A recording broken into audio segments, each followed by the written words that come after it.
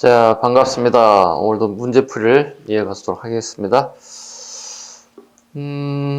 오늘은 167페이지부터 하면 될 것 같아요. 문제 82번.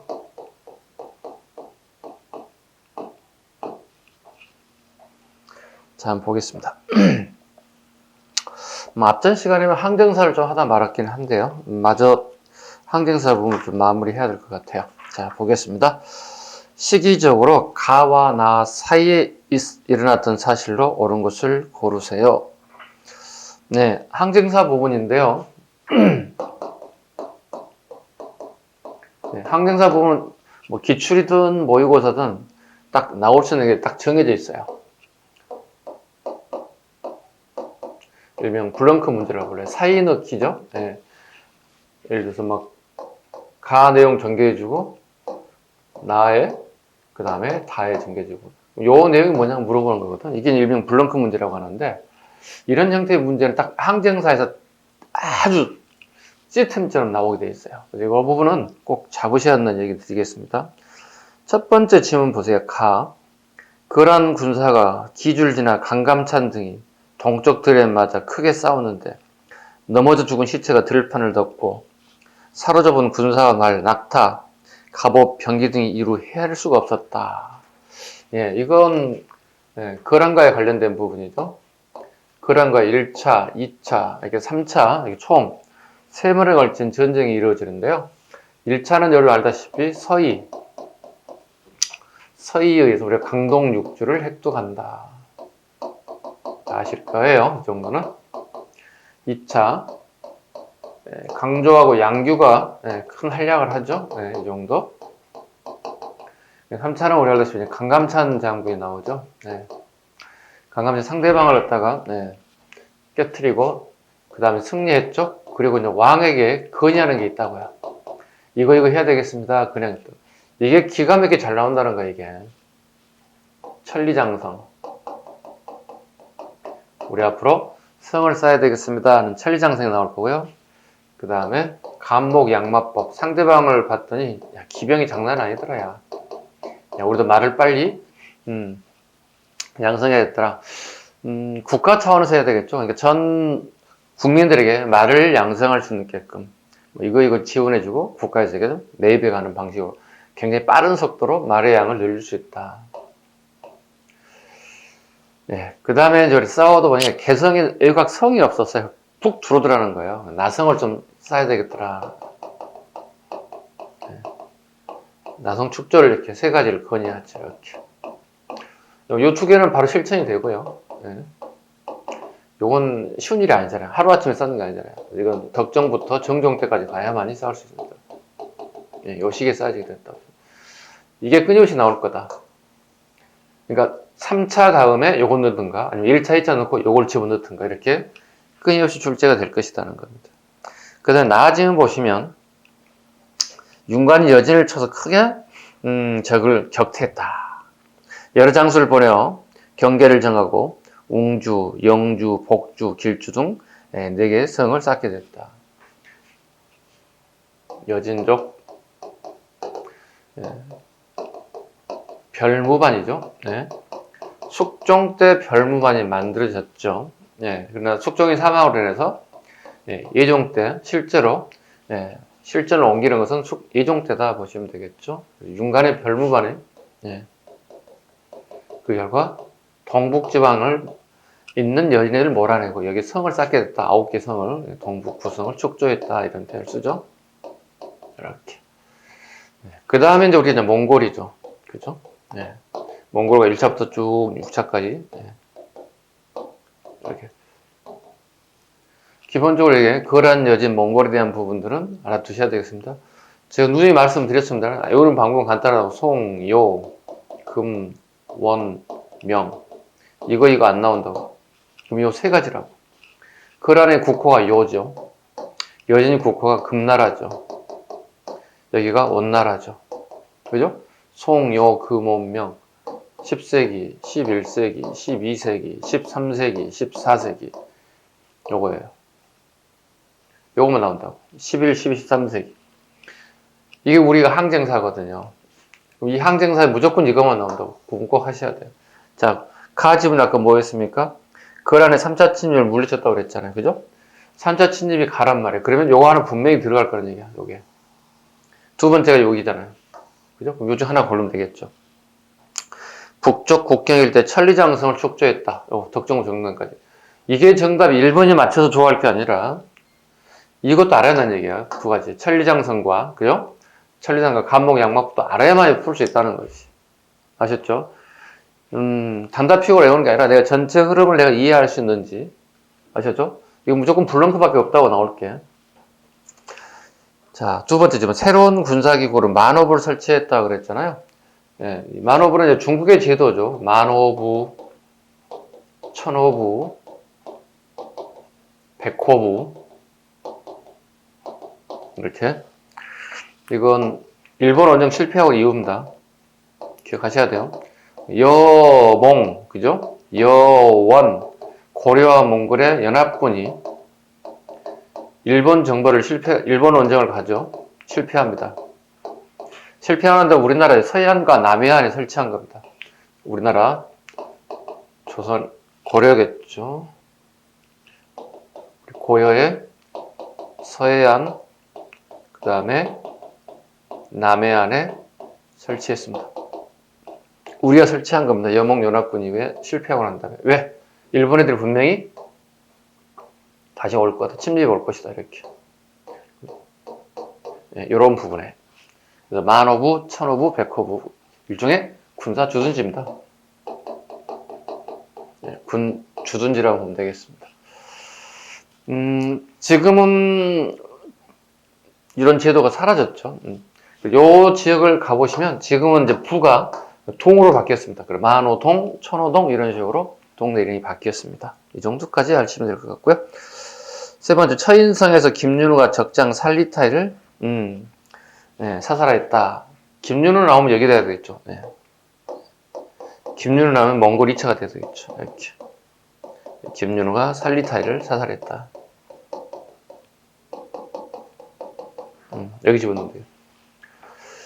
그 다음에 네 번째, 강동 6줄로 압록강 6까지 국경을 넓혔다. 강동 6주다. 여기 앞에로 가야 되죠. 이렇게. 네, 이렇게.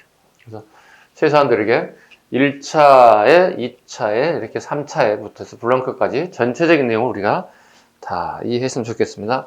무조건 나온다 생각하시고 공부하셔야 되겠습니다. 됐죠? 네, 문제 83번 가죠. 자, 가에 들어갈 인물에 대한 설명을 가장 옳은 것을 고르세요. 살리타이가 처인성을 공격하니. 그럼 뭐야? 그럼 김윤우잖아요. 아까 방금 얘기했잖아요. 예. 승려입니다, 이 사람, 그죠? 예. 근데 이 사람에 대한, 인물에 대한 내용이 거의 나온 게 없어요. 우리가 알만한 정보가 거의 없다는 거야. 하여튼, 승려 출신의 어떤 무력이 뛰어나신 분이다. 뭐 이렇게 정도밖에 우리 더 이상 추측할 수 있는 게 없습니다. 자료가 부진하다 보니까요. 모르죠. 혹시 앞으로도 훨씬 더 많은 자료가 나온다면 밝혀진다면 모르겠지만, 아직까지는 많지는 않습니다. 김윤에 대한 설명을 옳은 것을 고르시 이렇게 돼야 되겠죠. 그러면 1번 강동성 전투에서 거란군을 토벌하는데 앞장섰다 그랬습니다. 강동성 전투라고 그랬죠. 이제 김치려 장군 얘기하는데요.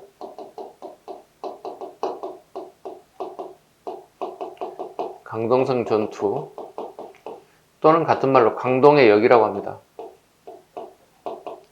역은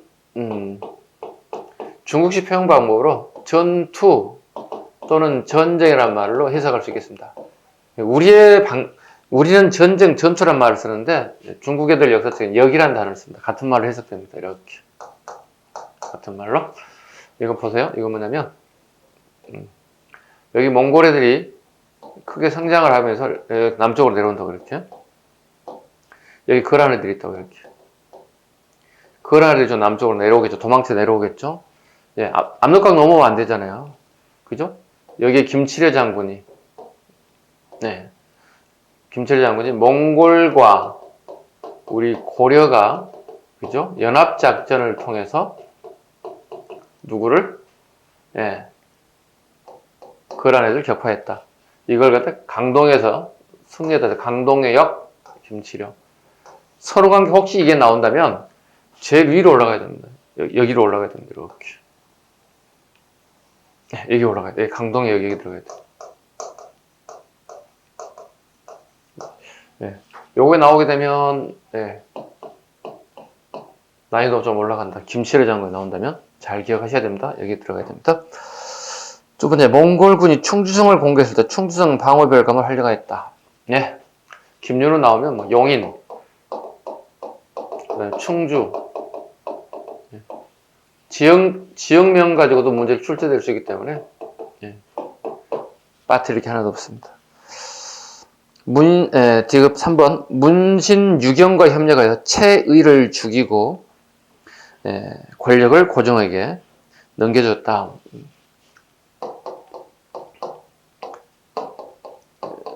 최후 집안에 이제 3대째 이제 손자때까지 내려가게 되는데 이때 이 사람을 죽이고 고종의 권력을 넘겨줬다. 이 사람은 김준입니다.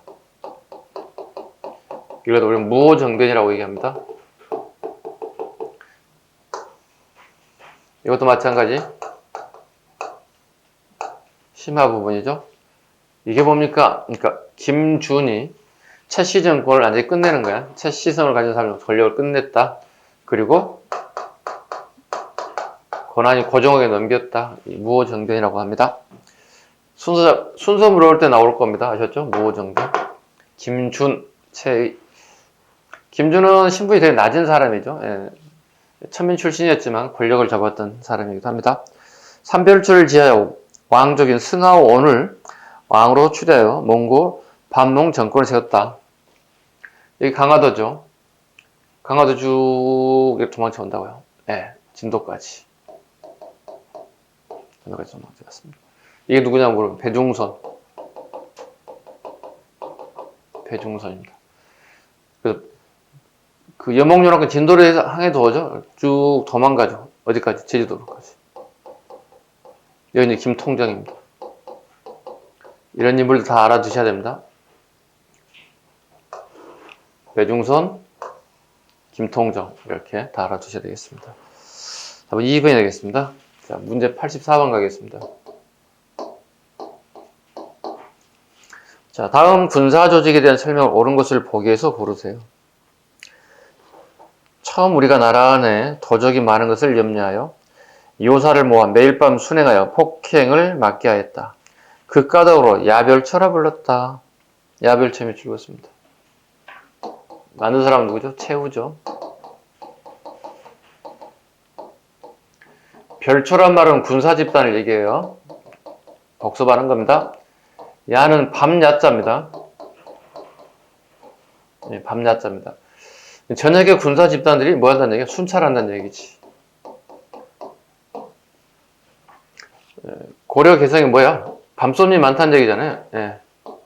저녁에 절도범들이 되게 많다는 얘기잖아요. 이거 순찰을 의미하는 거죠. 순찰의 의미를 가지고 있는 게 야별초라고 했죠. 그리고 야별초가 이제 늘어나죠. 자별초, 우별초. 개성의 동쪽과 서쪽을 맡고, 그 다음에 신의군. 몽골과의 전쟁에 포로로 잡혔던 애들이 도주해서 다시 돌아오죠. 그 애들 만든 게 신의군. 요 세 개를 합쳐서 우리 뭐라 불러요? 삼별초다 이렇게 불러요. 별초란 말은 별거 아니에요. 군사 집단을 칭하는 용어들을 보시면 돼요. 됐죠? 그리고 뭐 마별초도 있잖아요. 최후 정권 시기에 말을 탄 의장대거든요. 아주 폼나겠죠. 말에다 장식하고 멋진 옷을 입고.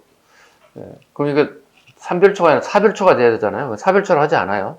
또 발견됐어요. 그럼 오별초를 해야 되잖아요. 근데 계속 삼별초예요. 하나 또 발견됐어요. 육별초를 해야 되잖아요. 이름 안 바꿉니다. 이유는요? 그냥 삼별초를 우리 학자들이 고유명사처럼 막 써요. 그냥. 그리고 하나 추가될 때마다 그 명칭만 달라질 뿐이에요. 최소한 이런 삼별초의 의미 정도는 알고 계셔야 되겠습니다. 자, 보기에서 옳은 것을 골라보겠습니다. 기억번 승군과 함께 처인성에서 몽골 장수 살리타의 군대를 물리쳤다. 이건 김윤호입니다. 김윤호에 대한 얘기입니다. 니은 고려조정의 격영 한도의 반정부 반몽골의 기치를 걸고 삼별초가 항쟁하죠. 즉 봐봐요. 이게 삼별초 전체 분량을 한번 생각해 보자고. 근데 우리가 고종 때 개경으로 한도하는 게 결정되잖아요. 그죠? 다르게 표현하면 우리가 몽골한테 항복한 거야. 자, 그렇다면 강화도에 있는 삼별초를 개경으로 데려가는데 어떻게 할 것인가? 반은 데려가고 반은 데려가지 않겠다는 얘기거든요. 결과적으로 어떤 방법을 쓰냐면 테스트를 하겠다는 거야. 니네들 아버지 빼고로 삼촌 빼고로 들어왔던 애들이라는 얘기야. 그러니 너희들 같은 내가 신뢰할 수 없다, 실력을. 그러니 간단한 테스트를 통해서 데려갈 사람과 데려가지 않을 사람을 선별하겠다는 거야. 이때 삼별초 상당수가 반대를 하게 됐습니다. 찬성하는 이 사람들은 개경으로 가는 거고 이 사람들은 강화도에 남게 됐어요. 그러다 보니 이해들에 의해서 개경에 갔던 삼별초와 몽골군이 합쳐져 여몽연합군, 여원연합군이 어디를 향해서 불씨가 남아있으면 안 되잖아. 불씨를 꺼야지. 강화도에 삼별초를 잡겠다고 오겠다고 이렇게 중과 부적이죠. 싸울 수가 없죠. 그래서 이들은 어떻게 한다고? 강화도에서 이렇게 그 다음에 이렇게 제주도까지 이렇게 도망쳤다. 그게 니은에 해당되는 겁니다. 그래서 삼별초가 무조건 다 대몽황쟁이라고 보시면 안 돼요. 반은 대몽황쟁이고 반은 여몽연합군을 통해서 삼별초를 진압하는 부대예요. 그러니까 어제 저녁까지 한솥밥을 먹었던 친구들이 찢어졌어요. 이렇게 파이팅 했다는 뜻입니다. 디귿번 쌍성총관부 공략 천령 이북의 땅을 수복한 중점에 이건 공민왕입니다. 예.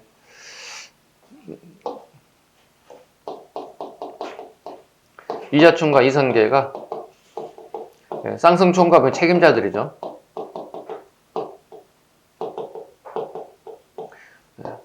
공민왕과 힘을 합쳤다 보시면 돼요. 물론 유인우를 보냈죠. 그래서 유인우가 무력으로 진압했다고 얘기했지만 실은 이자춘과 이성계 부자지간이죠. 즉 원나라가 이제 패망에 거의 가까워졌죠.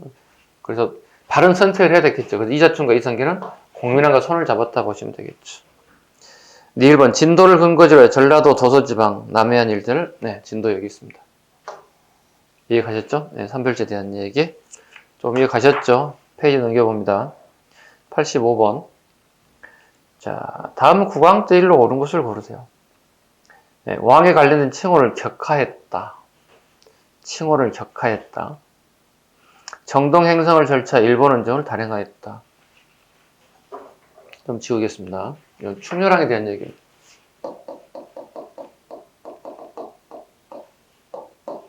아버지가 원정이죠. 족보가 이렇게 됩니다. 이렇게. 이런 식으로 이렇게. 충렬왕은 최초로 국제결혼이죠. 고려. 원나라 공주하고 결혼하죠. 이미 충렬왕은 기혼자라고 분명히 말씀드렸어요. 그래서 부인도 있죠. 정하공주라는 분이 계십니다. 강화도에 가면 전등사의 역사를 절 이름을 전등사라고 고치는데 큰 역할을 했던 인물이 정하공주의 시주가 되게 컸죠. 그 다음에 거기 또 아들도 있죠. 왕자도 있죠. 근데 이분들은 이제 전부 다 국제결혼에 새로운 공주와 아들이 태어나게 되면서 힘을 잃게 됐죠. 충렬왕은 나이가 40이 넘어서 원나라 공주 제국대전 공주하고 16살짜리하고 결혼하게 됩니다. 글쎄요, 충렬왕은 여러 가지 좀 복잡한 문제가 얽히고 설키 좀 그냥 복잡하기도 하고요. 한번 보죠. 자, 이분에 대한 일을 옳은 거 골라보시겠습니다. 자, 인사행정을 관장해서 정방을 폐지하고 사리문을 설치하여 개혁정치를 수행하였다. 충선왕입니다. 정방을 폐지하겠다는 거거든요. 요건 이제 최후 정권 시기에 만들었던 인사기구입니다. 물론 성공하지는 못합니다. 그 다음에 사리문을 설치했다고 그랬죠? 원래 한림원이었죠. 한림원이 이렇게 사리문으로 바뀌죠. 이렇게. 글 한자, 글 사자 전부 다 같아요. 뜻은 글 공부 잘하는 사람들이 모인 곳이라 보시면 돼요. 네. 뭐, 예교 문서를 작성한다든가, 그러니까 왕의 교지를 작성한다든가, 이런 역할을 했던 것들이 기능을 가지고 있습니다. 두 번째, 기철 등의 부원 세력을 제거하고, 쌍성총각을 공개하고, 무력을 복속화했다. 이거 좀 공민왕에 대한 얘기. 그다음에 정치도감을 두어, 이건 충모광입니다. 정치도감이죠. 이건 7급에 자주 나오는데 요즘에 9급에도 나오기 시작했어요. 잘 보셔야 됩니다. 도병마사를 도평사를 개편하여 국가 중대사를 회의하고 결정한 합작기구를 만들었습니다. 충렬왕 때부터는 이제 우리의 관제가 되게 많은 변화가 오죠. 지금 지문에 나왔다시피 보시죠. 도병마사가 도평이사사로, 칭제가 이건 격하란 말을 쓰지 않고 이건 계칭됐다 이런 표를 써요. 격하와 계칭은 다르죠. 명칭이 바뀌었을 뿐이죠. 국가 중사를 결정하는 기구입니다. 인원은 여기 30에서 40명. 도 병마사는 인원이 30에서 40명으로 구성되어 있고 여기는 70에서 80명으로 구성되어 있다. 이 인원만 가지고도 도병마사인지 도평이사인지를 알아야 되겠습니다.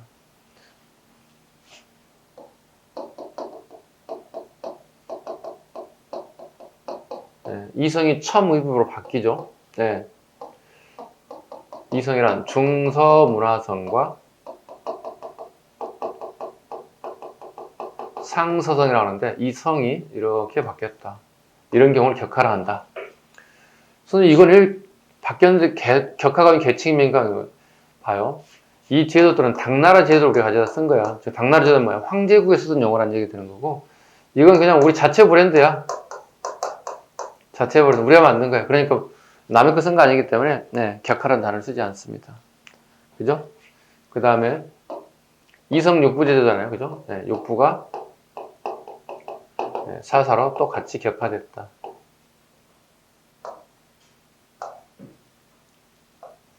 구분도 하셔야 되겠고 격화된 내용도 알아야 되겠고, 그죠?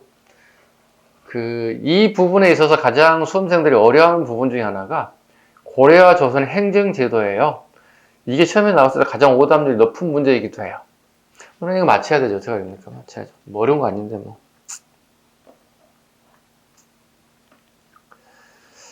답은 4번이 되겠습니다. 문제 86번 가죠. 86번 보겠습니다. 국왕의 정책으로 옳은 것을 고르세요.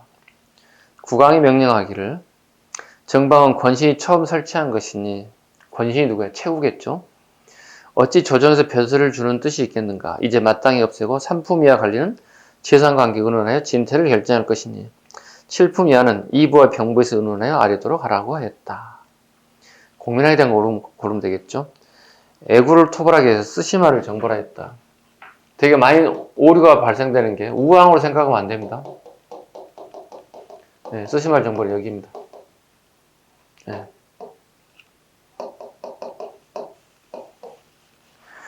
그 다음에 유교 경제를 강하게 성균관을 개편했다. 공민왕에 대한 얘기. 처음 의뷰를 없애고 중서문화성 상서성을 복구했다.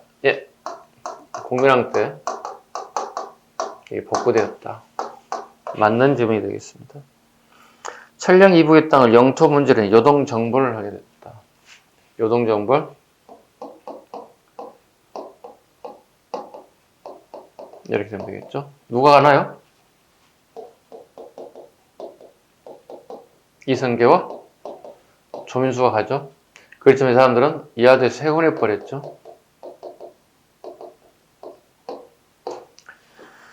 니은 디귿 답은 3번이 되겠습니다. 자, 중세 경제로 가볼까요? 중세 경제 파트.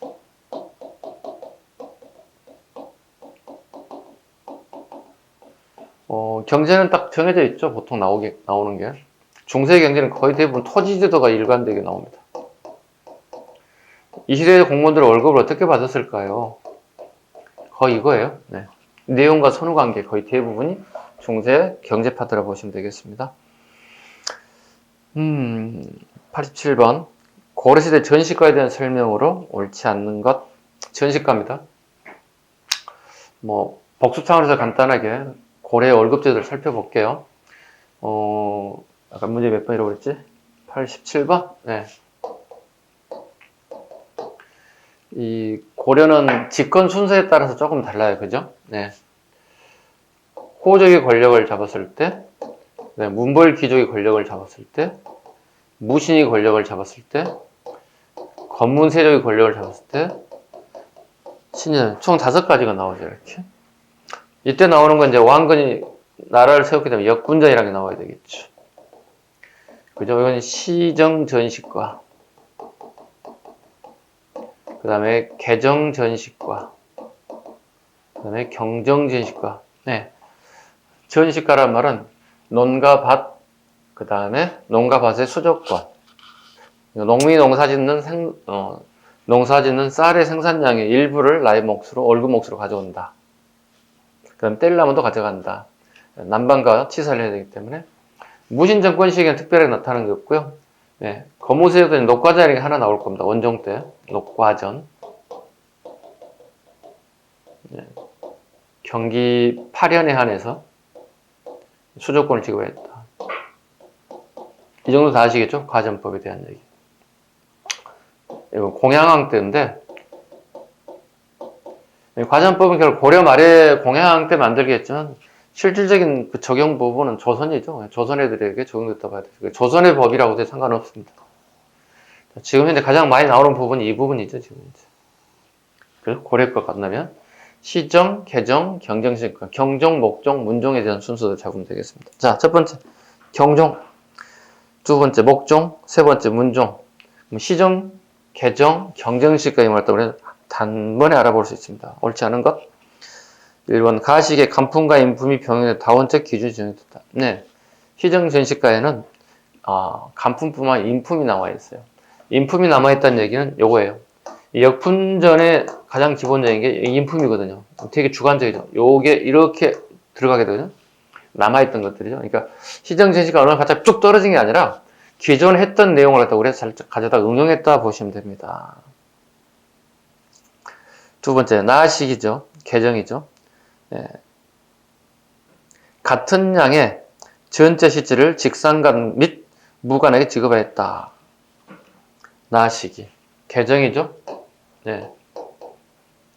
문관과 무관 중에 누가 더 수조권을 더 많이 가져간지 물어보는 겁니다. 예. 아직까지는 이렇게 문관이 더 많이 가져가고 있습니다.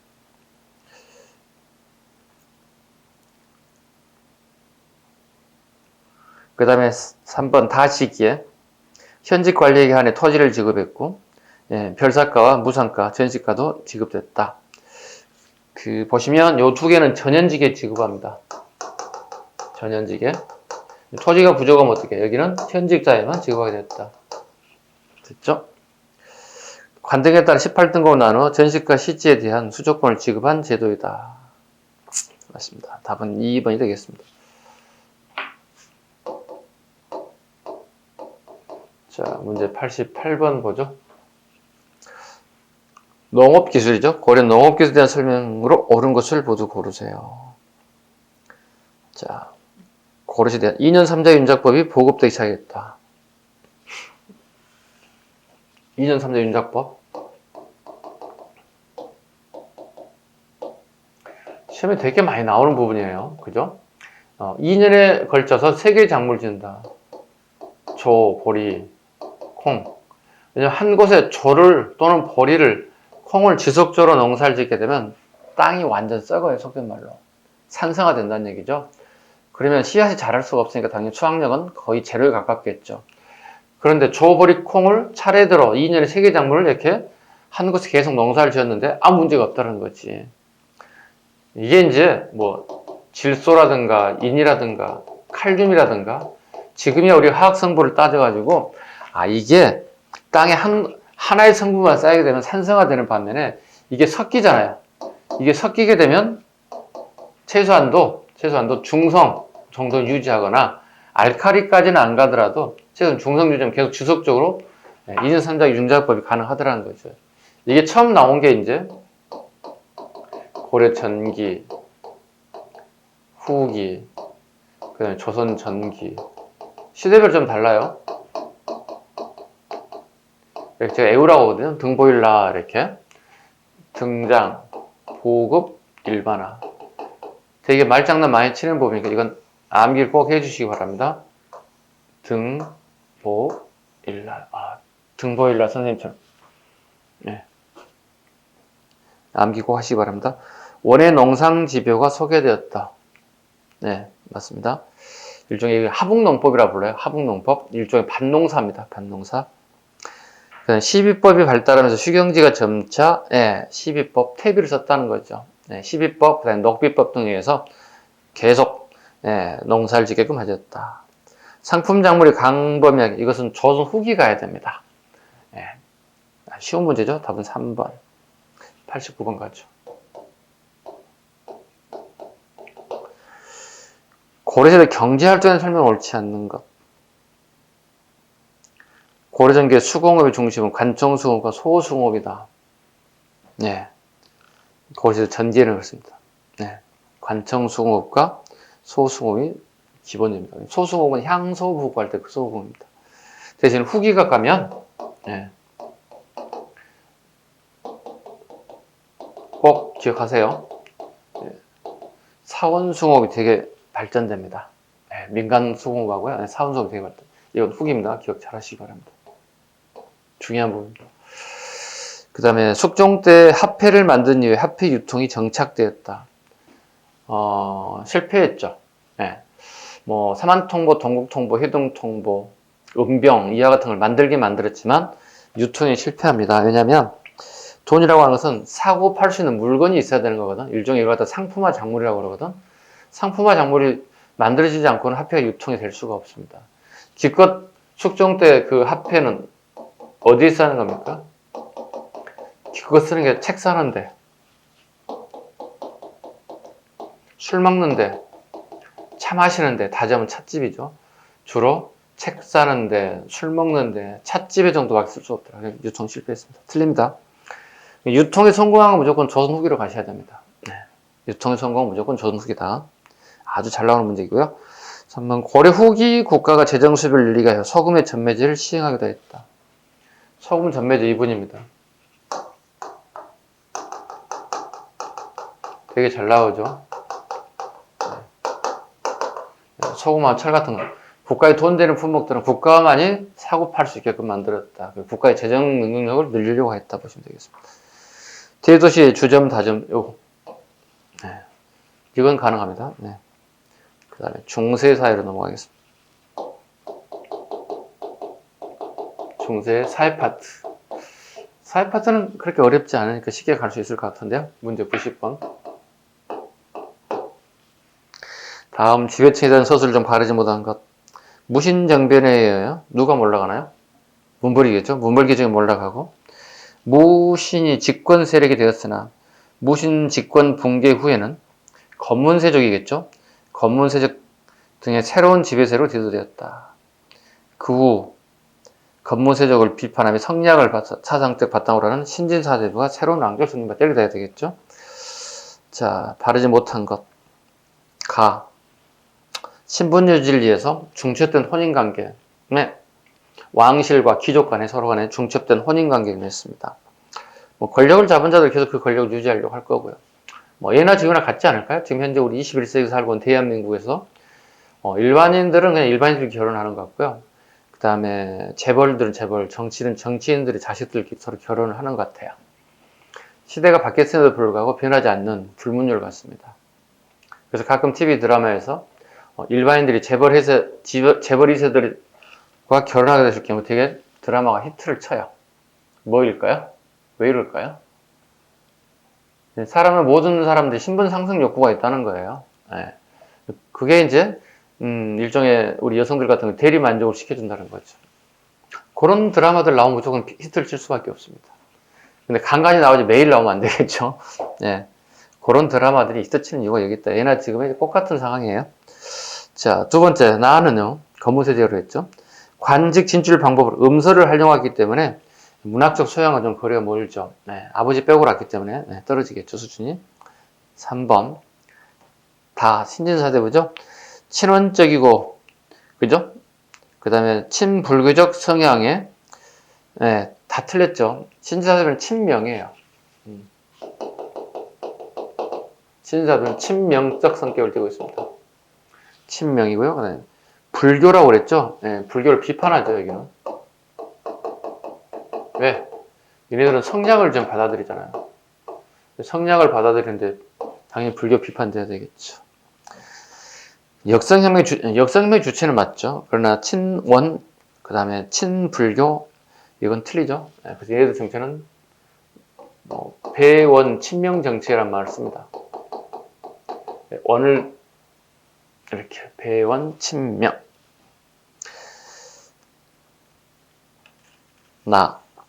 첨의부 도평이사사의 구성으로 권력을 장악했다. 원간섭기 맞죠? 답은 3번이 되겠습니다.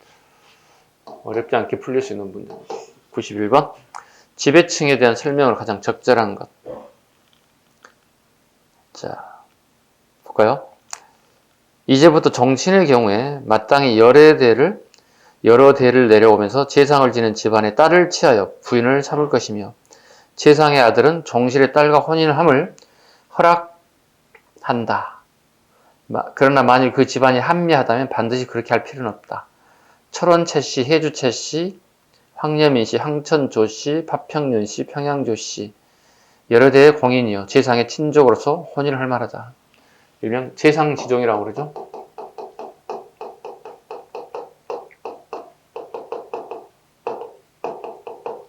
네, 건문세족의 여러 성들을 갖다가 왕실과 결혼할 수 있게끔 허락하죠. 이게 일명 충선왕 때입니다. 충선왕은 왜 이렇게 할까요? 근친혼을 좀 막아야 된다는 거예요. 네, 근친혼을 좀 제재해야 되겠다. 이런 취지가 들어가 있어요. 왕실들이 근친혼이 되게 많거든요. 그래서 이걸 좀 막아야 되지 않겠는가. 스스로 느끼고 있는 것들이죠. 네. 고려의 지배층. 당연히 고려층 뭐야? 건문세족에 대한 문제를 풀어보겠습니다. 가장 적절한 것. 오품상의 고위 관료들은 음서나 공험제 혜택을 받았습니다. 이 사람들은 이제 일본 지문 문벌귀족을 얘기하죠. 네. 두 번째, 교종도가이라는 독자적인 정치기구를 만들어 사병을 조직 무역을 해봤습니다. 그래서 이제 무신정권 애들이죠. 세 번째, 첨의부나 제신이나 밀지가 출신이 되어 도평사사를 장악하게 됐습니다. 네. 방금 저기 도평사사 있죠? 네. 원간섭계 얘들이 도평사사를 장악합니다. 완전히 장악했다. 그럼 3번. 지방의 향리 출신이 많았고 과거를 통해 중앙의 관리를 진술했다. 신진사대부. 네. 신진사대부의 약 70에서 80% 전부 다 향리라 보시면 돼요. 네. 지방의 향리다 보시면 돼요. 우리가 가장 유명한 향리는 정도전이죠. 네. 정도전 같은 사람도 대표적인 향리 출신이다. 답은 3번. 문제 92번 가죠. 사회제도, 고려 사회제도 설명은 가장 적절하지 않는 것. 의창, 빈민구제, 상평, 물가조절, 제이보. 네, 보자가 들어가면 돈입니다. 네, 기금을 마련하여 빈민구제하겠다. 네, 광종 때 가장 중요한 문제이기도 합니다. 대비원, 구료기관을 개경과 삼경에. 네, 대비원은 개경해뒀다는 뜻입니다. 동서대비원. 격양의 동쪽과 서쪽입니다. 경의 동서지 삼경에 설치하던 것이 아니고 개경에다 두 곳에 설치했다. 93번. 자, 특수집단 사건을 설명하고 있습니다. 이들의 신분에 대한 설명을 옳지 않는 것. 공주 명학서가 한 번에 나오죠.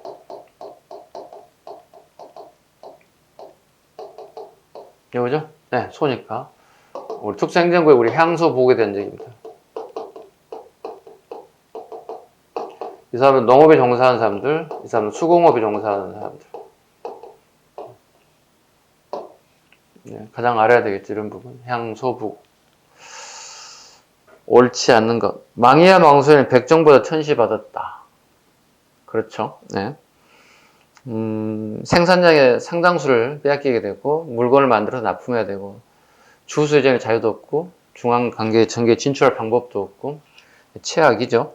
신분은 양이지만 일반 군인보다 더 많은 적을 훨씬 더 많은 적을 그래서 이런 사람들을 보통 신량역천인이다 이렇게 해야죠. 고려는 향수부국인들 이렇게 신량역천이라고 합니다. 고려에 대한 얘기. 대신 조선의 신량역천도 또 있죠. 이건 칠반천역이 있습니다. 7가지 직업군이 있습니다.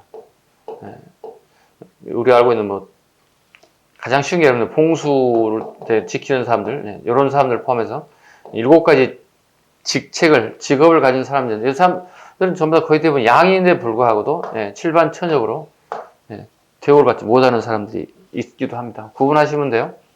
왜? 조선시대는 향수부국이 소멸된단 말이야. 소멸됨에도 불구하고 조선시대도 신량역천이 있단 말이야.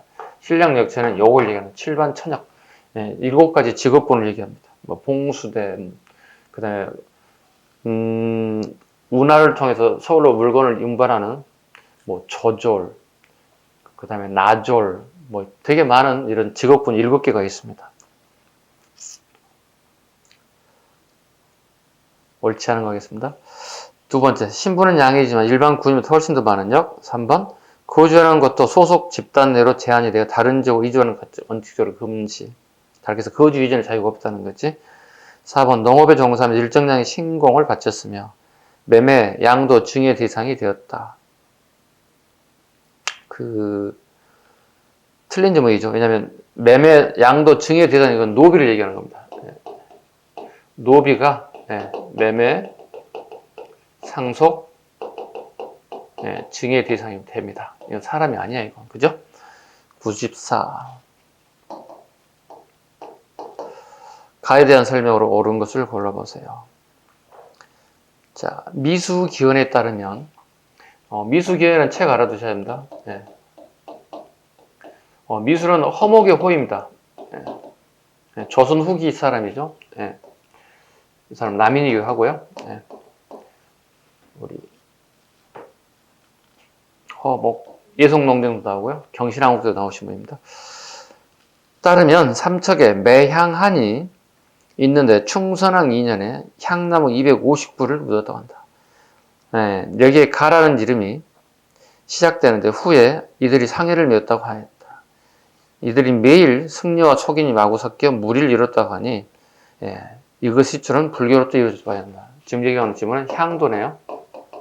향도의 매향활동에 대한 얘기하고 있습니다. 애구들의 침범이 되게 많아서 우리가 할 수 있는 게 약간 미신적이긴 하지만 미륵불을 기다리는 향나무를 베어다가 바닷가에 매장하는 모습, 풍습들을 얘기하고 있습니다. 옳은 것. 이들은 수선사 결사운동을 전개, 수선사 결사운동은 이건 진울에 대한 얘기입니다. 향촌 풍속 교화를 향안을 작성했다. 풍속의 교화라고 그랬죠. 그러니까 향촌의 풍속, 우리 시골 마을에, 우리 동네에 교화, 즉 제지사적들이 일반 백성들을 바른 길로 인도하겠다는 뜻이죠. 이건 조선시대입니다. 향안을 작성하였다. 조선시대에 대한 얘기입니다. 그 다음에 불상 석탑권리가 불사의 주조도를 참여했다. 얘들이 가장 기본적인 것들입니다. 이 조직이 상해를 메는 사람이 상족분이 유래되었다. 상족분은 조선 후기입니다. 근데 여기서 유래됐기 때문에 틀린 질문이 아니겠죠. 그래서 디귿, 니을, 4번이 되겠습니다. 95번. 고려시대의 가족제도에 관련된 부분이 나와 있습니다. 설명으로 옳은 것을 모두 골라보세요. 기억. 북의 중심의 족보가 적극적으로 편찬되었다. 북에는 조선입니다. 북의 중심에 족보가 적극적으로 생겼다. 조선 후기 가야 되겠죠.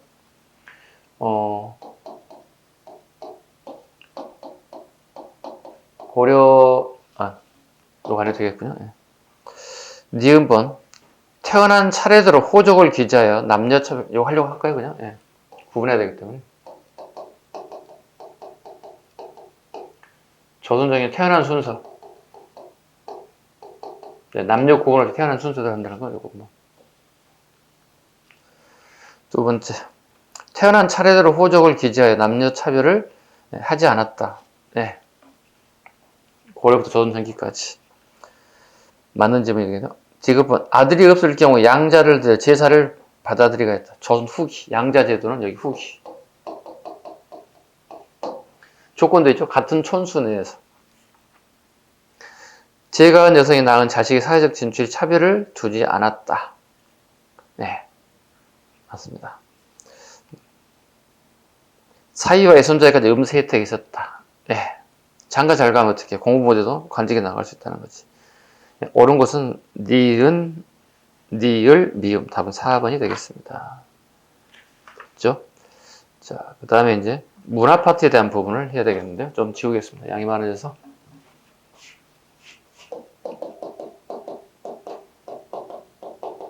네. 문화 하면 여러분들 되게 어려워하죠. 네. 하지만 그래도 해야 됩니다. 자, 96번. 다음에서 설명하는 사설은 뭔가요? 여동이 이동이 중국과는 다른 별도의 세계였다고 밝히고 중국사와 우리나라 역사를 전설시대부터 그 당시 일기까지 병렬적으로 대비해 서술하였다. 우리나라의 역사 서술을 단군 조선에부터 시작하였다. 신라 중심의 역사 인식의 탈피해 발해사를 우리나라 역사에 포함시키기도 하였다. 네, 여기 뭐냐 물어본데요. 네, 이승효의 재앙옹기입니다.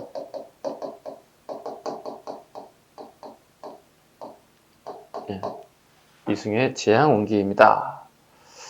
답은 2번이 되는데 특징이 이제 이번에 책이 단군부터 고려 충렬왕 때까지.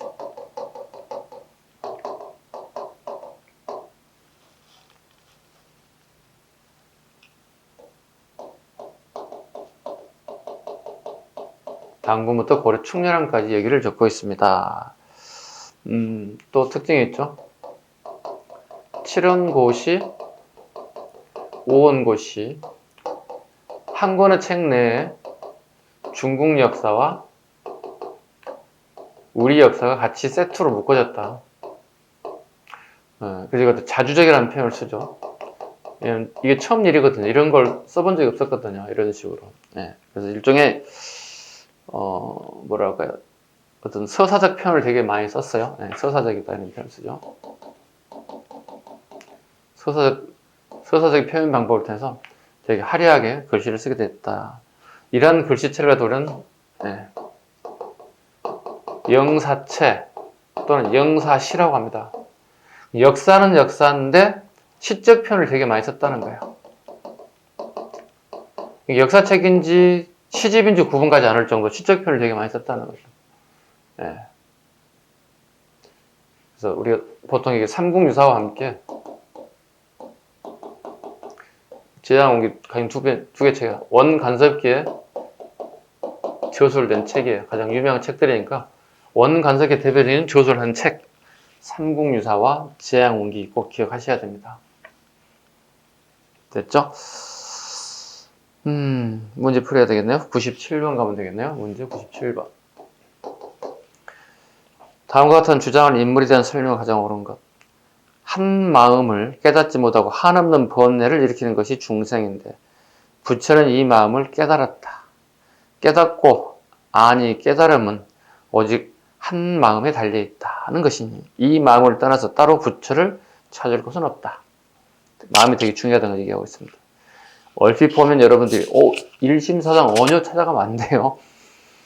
먼저 깨치고 나서 후에 수행하는 뜻의 못의 얼음을 여기 이제 되게 이제 진울에 대한 얘기거든요. 진울에 대한 얘기를 요거에서 찾으시면 돼요. 위에 그 일심사상 가지고 원효 바로 가시면 안 되고요. 뒤에 내용이 이제 진울에 대한 사료예요. 가장 대표적인 난이도 있는 사료다. 먼저 깨치고 나서 후에 수행한다는 뜻은 연못을 얘기합니다. 연못의 얼음이 전부 물인 줄 알지만 그것이 태양의 열을 받아 녹게 되는 것처럼 범부가 곧 부처임을 깨달았으나 불법의 힘으로 부처의 길을 닫게 되는 것과 같다는 것이다. 지문을 찾아가겠습니다. 지문은 모르더라도 연목과 태양의 관계를 빗대어 설명했다 보시면 되겠습니다. 가장 옳은 것, 하엄사상을 정비하고 보살의 실천행을 하엄사설과 보살의 실천행, 이 사람은 균형입니다.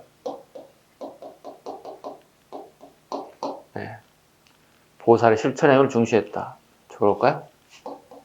밑줄 보시면 돼요. 보살은 부처가 될 수 있음에도 불구하고, 즉 깨우치는 사람이 될 수 있음에도 불구하고 중생 구조를 나서는 사람이에요. 중생을 구조하는데 목적을 두는 분들을 갖다는 보살이 한다. 이 사람의 핵심 뭐죠? 실천이죠. 중생을 구조하는 때문에. 균형과 강조했던 내용. 불교계 운동이 수선사 결사 운동을 하셨다. 진울, 답은 2번이 되겠네요. 흥왕사를 근거지로 삼아 교종 통합 운동을 전개했다. 흥왕사, 의천이죠. 유불일치를 주장. 이건 신라승려 해심에 대한 얘기. 문제 98번. 다음 자료인물의 설명으로 옳은 것을 고르세요. 대사는 묘정을 설법하기 좋아하여 언변과 지혜가 막혀 없었고 대중의 참회수행을 권하였다. 참회수행. 왕공대행과 지방수령 높고 낮은 사부 대중 가운데 결사에 들어온 자가 300명이 넘었습니다. 이거 요새에 대한 얘기인데요. 이거 우리 한 5, 6년 전에 7급 기출문제를 응용한 문제입니다. 7급에 기출됐던 문제입니다. 요새를 찾겠습니다. 요새는 우리 알다시피 이제 뭐라 할까요? 상당히 깊은 어떤 깨우침을, 울림을 주는 분이기도 해요. 보겠습니다. 부석사에서 하엄사상을 바탕으로 가름신앙을 중시했다. 이건 1번 질문, 의상에 대한 얘기. 그 다음에 보현도량을 개설하고 정토왕생을 중심으로 법화신앙. 네, 답은 2번이 되겠네요. 법화신앙입니다.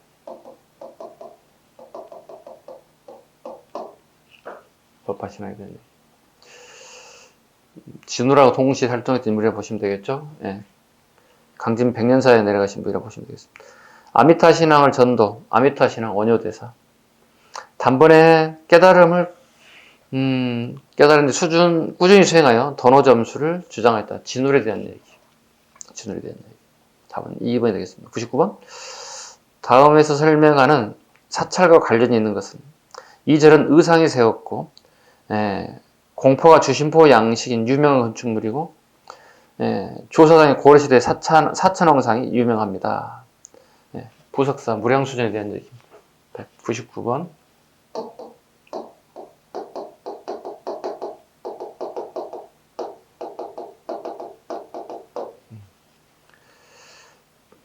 관련이 있는 것이 뭔가요? 거대한 미륵보살이 있습니다. 미륵보살, 논산의 간척사입니다. 논산의 간척사 미륵보살 얘기하고요. 일명이 이제 은진미륵이라고 하죠. 은진면에 있다 해서 은진미륵이라고 합니다. 신라 양식을 계승한 불상이 있습니다. 신라 양식이 하나 있죠. 소조 아미타불이 있죠. 소조 아미타.